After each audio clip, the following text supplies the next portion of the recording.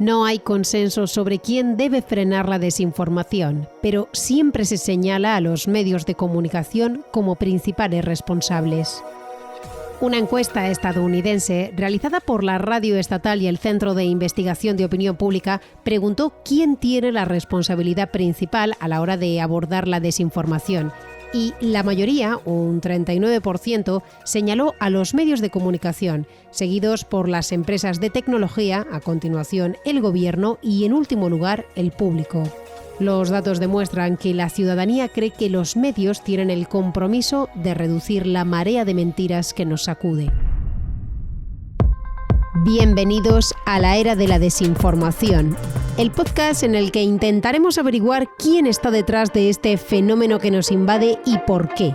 Mi nombre es Eitzel González y junto con Evoca Imagen y el apoyo de Facebook vamos a adentrarnos en el corazón de los aspectos clave de la desinformación. Mis alumnos son generación Z, yo soy boomer de hace tiempo. Entonces, para mí el New York Times o The Guardian, para mí ya era credibilidad. Pero para ellos las grandes marcas de los medios de comunicación pues son creíbles casi al mismo nivel que cualquier blog o cualquier otro individuo que está en redes sociales o alguien en Instagram que de verdad controla de ese tema o algún TikToker que mueve esos temas y los mueve bien. Entonces, no sé si llegarán a conectar bien con esa audiencia con la que tienen que conectar para poder seguir viviendo. Acabamos de escuchar a Óscar Espíritu Santo, investigador y profesor de la Universidad Carlos III de Madrid, fundador de Periodismo Ciudadano, que ha lanzado una reflexión demoledora sobre el futuro de la credibilidad de los medios.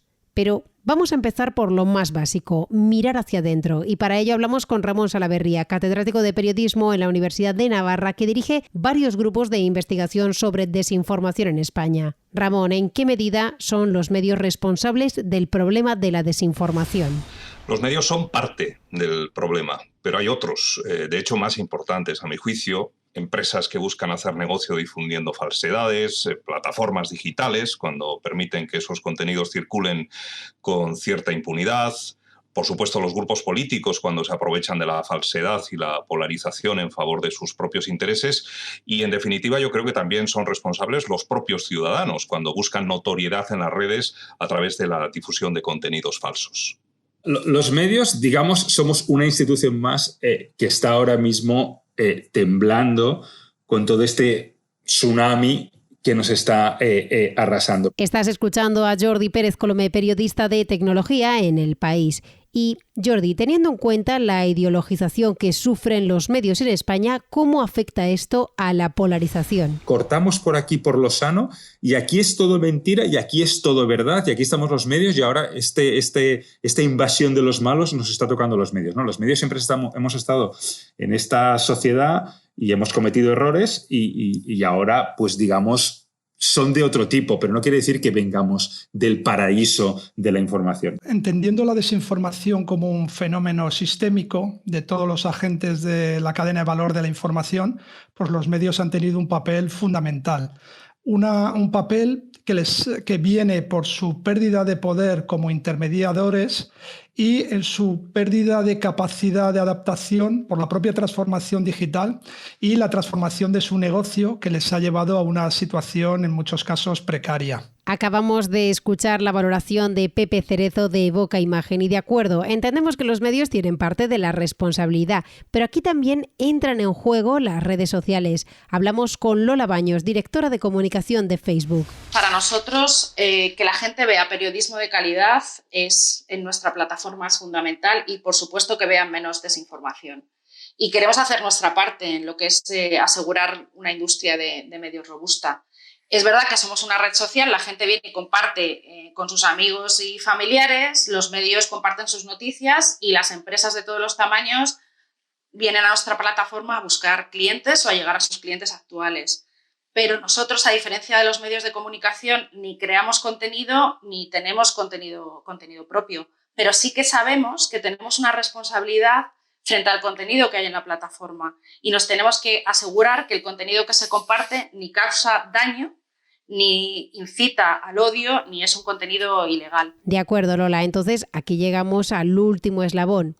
Óscar, ¿atajamos el problema desde la base? Sí, pero eso es complicado. En un estudio que había de Xnet nos decían que la mayor parte de la desinformación la generan los medios, los gobiernos y las grandes organizaciones, no tanto los pequeños usuarios. Me explico un poquito. Países como Rusia, China u otros van generando desinformación que llega a los usuarios y esos usuarios luego la empiezan a compartir. Los medios tradicionales se nutren cada vez más de informaciones que surgen en plataformas digitales o en redes sociales, y cuando este salto ocurre, la información es más difícil de contrastar. Si se ha compartido mucho, el origen es difuso, y mucho más todavía si se trata de una foto o un vídeo. Por eso en ocasiones medios de comunicación han sido engañados con bulos y mentiras que han comunicado. En el año 2004 se celebraron los Juegos Olímpicos de Invierno de Sochi. Una noticia llenó portadas y abrió informativos. Un lobo había entrado en los vestuarios de los Olímpicos. Todo fue grabado por un deportista que lo compartió en su Twitter.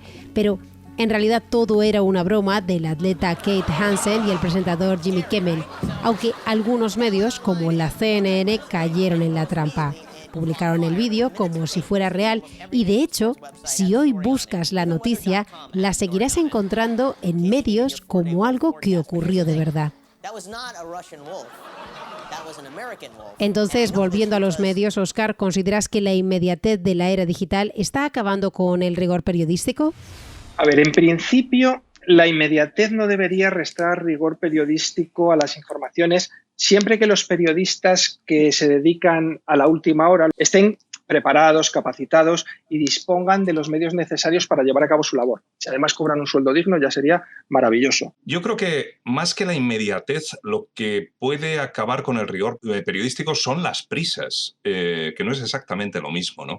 En el periodismo siempre ha habido que trabajar rápido, pero hay que trabajar bien, lo mismo que hace pues, un bombero o un médico de urgencias, ¿no?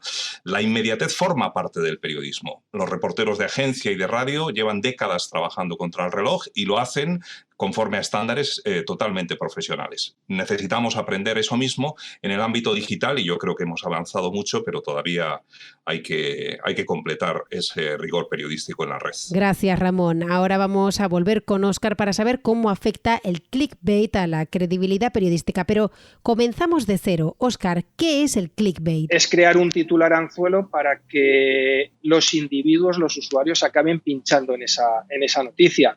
La desinformación en sí empezó de esta manera, con noticias increíbles, emotivas, en las cuales la gente pensaba, esto es increíble, vamos a pulsar. Pulsaban y efectivamente era mentira. ¿Pero qué pasaba? Que generaba mucha publicidad. Y mucha publicidad genera mucho dinero. A ver, es evidente que uno de las teclas que ha hecho que nuestra autoridad, si alguna vez la tuvimos muy grande, o nuestra capacidad de contar el mundo teniendo la verdad por bandera haya sufrido una cierta caída, es evidente ese interés en que las piezas de un periódico o de un medio sean muy leídas, y viendo cómo funcionan o qué incentivos dan las redes, pues caer ahí. Es evidente que eso inocente no es. O sea, es evidente que intentar usar criterios emocionales para conseguir que tus piezas sean leídas, pues aunque puede ser más o menos útil, puede ser más o menos sensato, cuando la pieza tiene interés, está bien hecha, está bien trabajada,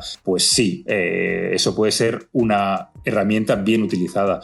Pero hay pendientes muy resbaladizas y aquí ha habido de todo y se ha colado todo y se sigue colando. Todos tenemos la sensación de que si apuras el adjetivo puedes tener más visitas y dices, es mejor que lo vea más gente, y si esto hace que lo vea más gente, pues es bueno para todos. Pero evidentemente eso que ahora lo estoy yo pintando como un objetivo loable, pues otras veces se me puede olvidar y puedo apurar más o apretar, poner quinta cuando tendría que ir en tercera, ¿no?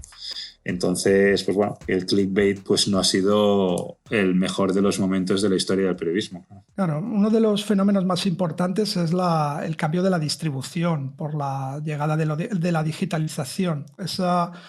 esa distribución que dominaban los medios en el mundo industrial, con la llegada de las plataformas digitales, perdieron ese control, ¿no? Para poder tener capacidad de llegar a muchos usuarios, tuvieron que redireccionarse o redirigirse más a cómo funcionan los algoritmos que al contenido propio de la calidad de lo que estaban buscando sus lectores. Eso tiene que ver con ese modelo publicitario basado en audiencias inmensas, de grandes audiencias, en las que el clic era indiscriminado. Vale lo mismo un usuario que entra, lee el titular y se va, que un usuario que leía toda la noticia. Cuando importa más el tráfico de un sitio que la calidad de su contenido, esa publicación se está asomando a un precipicio profesional. La indiferencia ante la verdad o la mentira.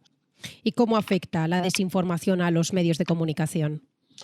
Les ha dañado la credibilidad que ya venían perdiendo por ese posicionamiento más vinculado a la opinión que a la información, y todo eso conlleva al mismo tiempo que grandes partes de esa audiencia, sobre todo los más jóvenes, pues no sientan atracción por la información, con lo cual ha sido pues una tormenta perfecta. Sin duda, esta atmósfera de falta de credibilidad pues perjudica a los que nos dedicamos o se dedican a informar. Cuanto menos se confía al final en los medios, que les está afectando toda esta desinformación y tienen menor credibilidad, cuando menos se confía en ellos y en la política, más se acaba creyendo en la desinformación que aparece en redes sociales. Por lo tanto, la desinformación ahora mismo va cabalgando mientras que nosotros al final vamos andando. En la medida en que los medios empiezan a perder ese aspecto esencial de su trabajo, que es garantizar que la información que diseminan es cierta, y empiezan a permitir que contenidos pues potencialmente falsos formen parte también de su oferta informativa, en ese momento yo creo que están poniendo en peligro su permanencia. Bueno, ¿y qué pueden hacer los medios para combatir esta desinformación? Es muy difícil darle la vuelta porque todos tenemos nuestros sesgos cognitivos y cuando llega una noticia que nos gusta, nos atrae o ideológicamente compartimos, aunque sea falsa, vamos a hacerla nuestra y probablemente luego la compartamos en nuestros grupos. Luego el desmentido, bueno, no tiene el mismo alcance, es más serio, no tiene toques emocionales. Ese sesgo que tienes tú en el cerebro hace que lo apartes y digas, bueno, tampoco pasa nada. Yo diría que hay como tres pilares psicológicos que contribuyen a la diseminación de la desinformación. El sesgo de confirmación, la actitud gregaria y el afán de notoriedad. El sesgo de confirmación pues es un hábito psicológico que fue identificado en los años 60 del siglo pasado y que determina que bueno, nuestro pensamiento tiende a buscar solamente aquellos argumentos o datos que refuerzan nuestro propio punto de vista y en cambio descarta todo aquello que desafía nuestro pensamiento. En segundo lugar está la actitud gregaria. En el ámbito de las redes sociales la gente se mueve en entornos, en grupos que se alinean más o menos con su propio pensamiento. Y entonces el hecho de compartir mensajes con personas que piensan como nosotros hace que insistamos en ese tipo de mensajes. Y finalmente hay un cierto afán de notoriedad. A veces cuando alguien es el primero en divulgar una información, sea esta real o falsa, esto le da como una especie como de aura de conocimiento, de haber sido la primera persona que aportó una información, ¿no? Y esto en el ámbito de la desinformación hace que muchos ciudadanos también pues, se vuelquen de manera un poco apresurada a compartir estos contenidos. Hace falta una formación integral tanto para los periodistas como socialmente. Creo que hace falta una alfabetización social de cuáles son las fuentes y cómo poder en revisión cualquier información que nos llega a través de las redes sociales o que nos llega a través de los medios propios también. Pensar en el usuario, aunque por eso ya no hablamos tanto de usuario como de lector, y ahí la emergencia de los modelos de suscripción les lleva a otro espacio, mucho más buscar esa profundidad y esa relación con el usuario y no tanto en la búsqueda de grandes audiencias. Gracias, Pepe. Y volviendo al cambio de mercado de los medios, ¿cómo creéis que puede afectar el auge de un modelo de información de pago en la lucha contra la desinformación? ¿Esto es positivo o negativo? Porque, Óscar, leemos lo que nos reafirma, ¿no? A ver, por un lado está claro que estos modelos de financiación son completamente necesarios y en este aspecto tienen que existir. Pero por otro lado, la desinformación en redes sociales, con la cabecera de un medio que hemos visto pantallazos del Financial Times cuando no se puede entrar en él porque tienes que estar abonado, se veían noticias que eran falsas del Financial Times. Pero ahora esto se puede generalizar. Pueden aparecer noticias del país que yo no puedo verificar porque no puedo entrar, pueden aparecer noticias del mundo que yo no puedo verificar porque yo no puedo entrar, pero además se le suma otra cosa más que va a generar mayor polarización, porque yo si tengo X euros los voy a invertir en informarme a través del país o a través del mundo. Pongo estos ejemplos como pueden ser otros cualquiera, ¿vale? Entonces, el único canal de información que voy a recibir va a ser uno, el otro lo voy a obviar por completo. ¿Cómo lo veis desde Facebook, Lola? Es verdad que las redes sociales e Internet han cambiado la forma en la que los medios llegan a sus audiencias y sus lectores. Entonces, nosotros tenemos un proyecto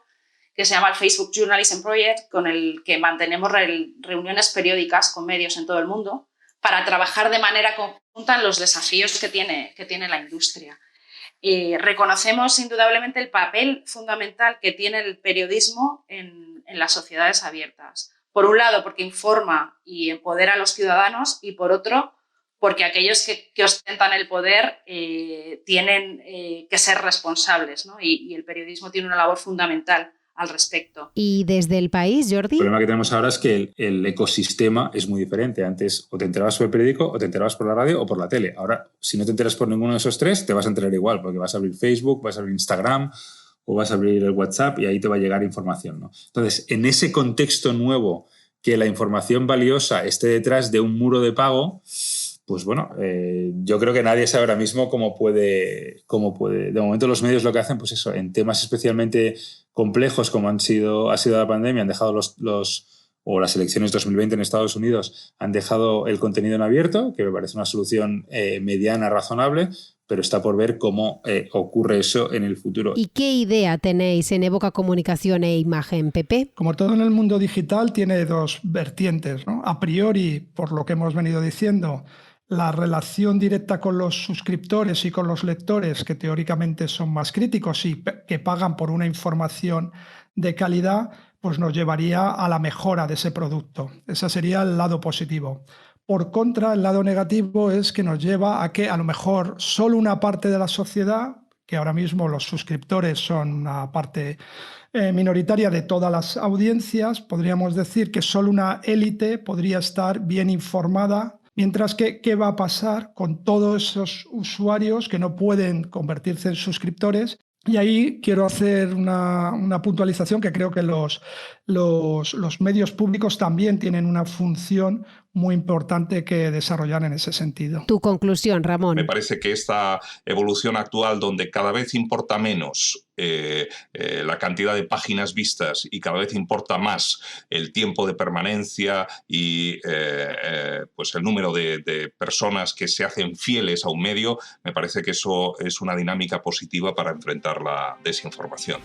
Que precisamente la investigación de la Fundación Luca de Tena, en las respuestas, la parte cualitativa del informe, se detectaba que para los usuarios la trayectoria y reputación de un medio es un aval para hacer más creíbles las informaciones. Y en el contexto de la polarización se da más credibilidad a los medios con una línea editorial más moderada que aquellos que se sitúan en los extremos.